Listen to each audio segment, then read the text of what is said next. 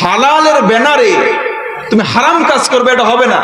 অনেক মুসলমান আছে লটারি কাটে, নাকি লটারি নাই এলাকায়? লটারি আছে।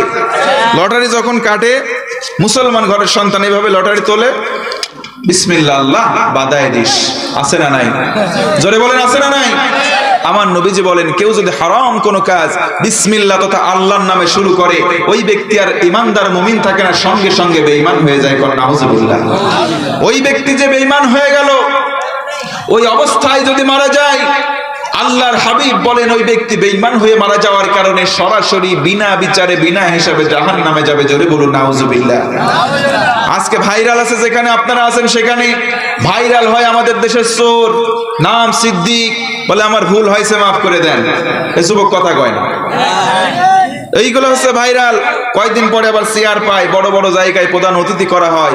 আল্লাহ রসুল বলেছেন, যখন অযোগ্য মানুষ ভালো ভালো দামি দামি জায়গায় গিয়ে জায়গা দখল করবে, বুঝে নেবে কিয়ামতের আর বেশি বাকি নাই, কিয়ামত খুব কাছে। কথা বলেন ঠিক কিনা?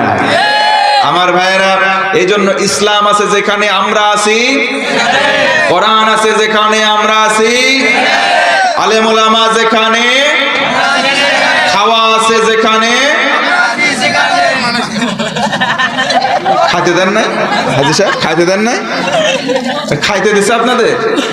ও, খাওয়া আছে যেখানে আপনারা আছেন সেখানে। একটা গল্প মনে পড়ে গেল। এক এলাকায় ছিল তিনটা বন্ধু, মনোযোগ আছে? আছে। এক এলাকায় ছিল তিনটা বন্ধু, একটা মুসলমান, একটা ইহুদি, একটা খ্রিস্টান। রাস্তায় বের হয়েছে, বলে সারাদিন আজকে আমরা টোটো টোটো করে ঘুরবো। আজকেও সমাজে তাকাবেন অনেক যুবক আছে টোটো টোটো করে সারাদিন খালি ঘুরঘুর করে ঘোরে, আছে না নাই? পাড়ার মধ্যে যদি একটা মেয়ে সুন্দরী হয়, সুন্দর চেহারা, কাটিং ভালো থাকে, এরা ঘুরঘুর ঘুরঘুর করে 10 জন 20 জন পর্যন্ত ছেলে ওই বাড়ির আশেপাশে ওই পাড়ায় খালি কুত্তার মতো ঘুরঘুর করে। কথা বলেন ঠিক কিনা? কুত্তা দেখবেন ভাদ্র মাস যখন হয়, পাড়ার ভিতরে যদি মহিলা কুত্তার অভাব হয়ে যায়, 10টা 20টা পর্যন্ত কুত্তা ওই মেয়ে কুত্তার পিছনে শোকে আর ঘুরঘুর ঘুরঘুর করে। কথা বলেন আছে না নাই? তো কুত্তা যদি এই কাজ করতে পারে, একটার পিছনে ঘুরঘুর করতে পারে, তুমি কি কুত্তা হইলা? সৃষ্টির সেরা জীব হওয়ার পরে কুকুরের আচরণ তোমার মধ্যে থাকলো, এটা ধিক্কার জানাই, একবারে ঘৃণা জানাই। কথা বলেন ঠিক কিনা? ও যুবক, তোমারে বলি, মাঝে মধ্যে আমাদের কাছে তোমরা টেলিফোন করো, হুজুর ছ্যাঁকা খায়া বেঁকা হয়ে গেছি। তো ছ্যাঁকা কেন খাওয়া রে ভাই? তোমার ভিতরে কি তোমার মানুষত্ব বোধ নাই? তোমার কি ব্যক্তিত্ব নাই?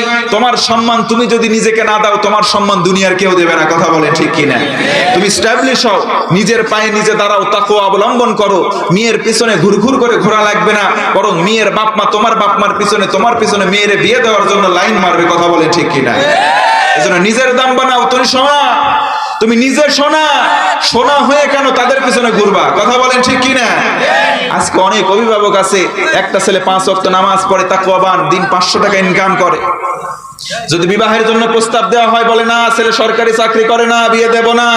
আমাদের বাংলাদেশে আছে, এই দেশেও কি আছে? সরকারি চাকরি নাই, বিয়ে নাই। অথচ ওই মেয়েটা কেবল 18 বা 20 বছর বয়সী তরুণী, একবারে টকবকে যুবতী, তার বিয়ে দেয় টাকা দেখে, চাকরি দেখে, টাকওয়ালা বুইড়া বেটার সাথে। কথা বলেন ঠিক কিনা? কিছুদিন পর যখন হয়ে যায়, ওর তো ব্যাটারি অর্ধেক আগেই ডাউন। কিছুদিন পর যখন হয় battery full down, switch off, তখন ওই নারী কি করে?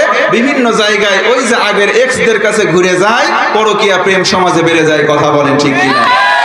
ওই মেয়ের দ্বারা সংগঠিত যত গুনাহ হইল, আল্লাহি তাল্লাহি বিল্লাহি, আমি বলে গেলাম, শুধু মেয়ের খাতায় গুনাহ লেখা হবে না, এর কারণে মেয়ের বাপ মা, তার জ্ঞাতি গোষ্ঠীর যত অভিভাবক আছে, সবার নামায় আমলে এর গুনাহের পার্সেন্ট যাবে। কথা বলেন ঠিক কিনা? এজন্য আপনি সরকারি চাকরি দেখে নয়, ও মা, আল্লাহর হাবিব বলেছেন, একটা মেয়ে তো একটা জান্নাত। জোরে বলুন সুবহানাল্লাহ। আপনি নেক পাত্রে পাত্রস্থ করতে পারলেই জান্নাত, কিন্তু আপনি নেক পাত্রে দিচ্ছেন না, এরা দিন আনে দিন খায়। আল্লাহর হাবিব বলেন, আল কাসিবু হাবিবুল্লাহ, যারা দিন আনে দিন খায়, পরিশ্রম করে খায়, এরা হচ্ছে আল্লাহর বন্ধু। জোরে কোন সুবহানাল্লাহ। আপনি টাকা দেখে বিবাহ দিলেন, আপনি আল্লাহর বন্ধুকে ডিনে করলেন। যেই জায়গায় আল্লাহর বন্ধু নাই, সেই জায়গায় শান্তি থাকতে পারে না। কিছুদিন পর আপনার মেয়ের ডিভোর্সও হয়ে যায়। কথা বলেন ঠিক কিনা?